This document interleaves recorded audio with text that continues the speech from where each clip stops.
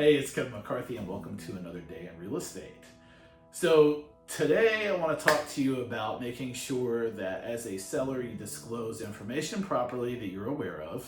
As a buyer, make sure that you follow up on information that you receive to make sure you're getting the right information. And if you have a gut feeling about something, you better double check on it. So I had a real estate transaction that I was working on, and the area that this is in is kind of prone to foundation problems. And so I wasn't really, the house itself, it had been fixed up on the inside. So tape and float texture, everything on the inside was done, more recent work. And so if there was cracking and stuff from foundation stuff, it didn't show on the inside anymore because they had recently fixed it up on the inside.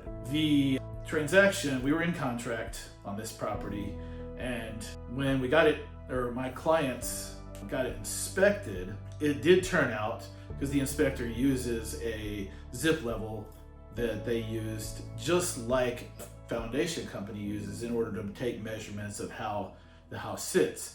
And this house was 3.5 inches down in the front corner, 3 inches down in the back corner, 4.5 inches down in the front corner by the garage, where there was, actually it was down so far it pushed the sewer line down and created a belly in it where it had almost 1.5 to 2 inches of water sitting in the line leaving the house.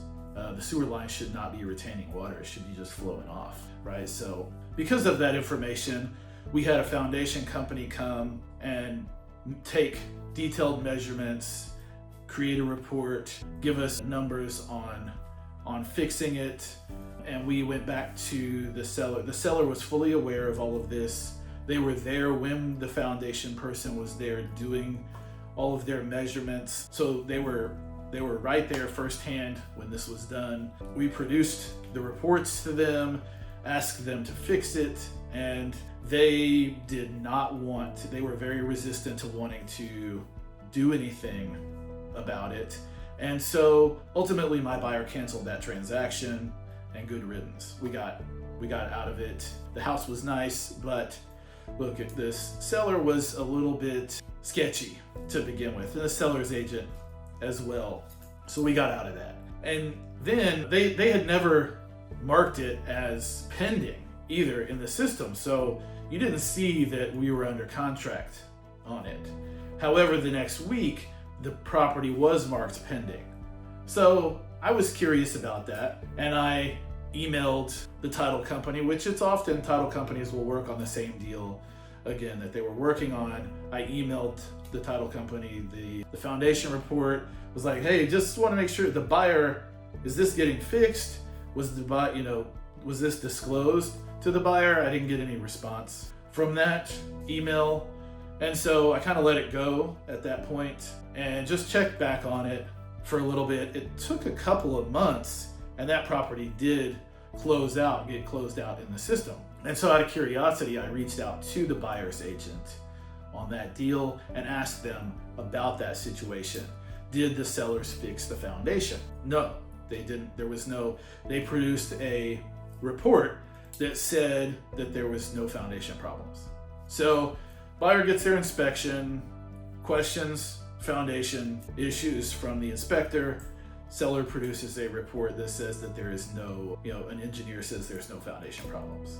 Kind of strange considering that we just went through all of that myself. So I disclosed the information, our reports to the buyer, to the buyer's agent there in that case, and gave them all of the information I would want to know myself.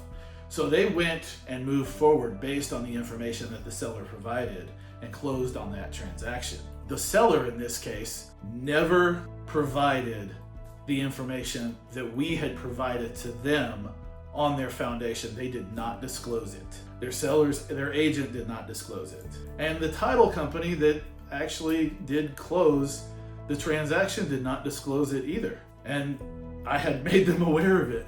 So, not to throw anybody under the bus here, and I'm not naming names. We all make mistakes. Who knows, right? Maybe the emails got missed. But as a buyer, I would want to know about that.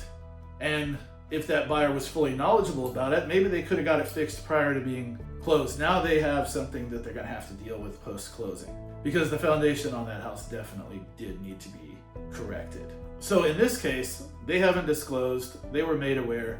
And they were also not made aware in the discussion that I found out that they didn't disclose that the agent who was selling the house was also the brother of the seller in this case. And he was a onesie-twosie agent, maybe, a transaction a year, something like that, and has a full-time job.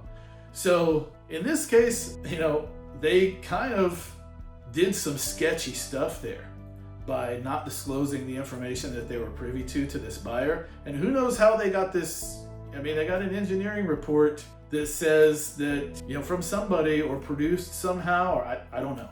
I'm not sure what is going to transpire in that case, but I felt like I had to disclose that information. I felt obligated to go and disclose that information that we had to the buyer, since they obviously, after my curiosity and digging into it, were not privy to that information. What they choose to do with it afterwards is up to them.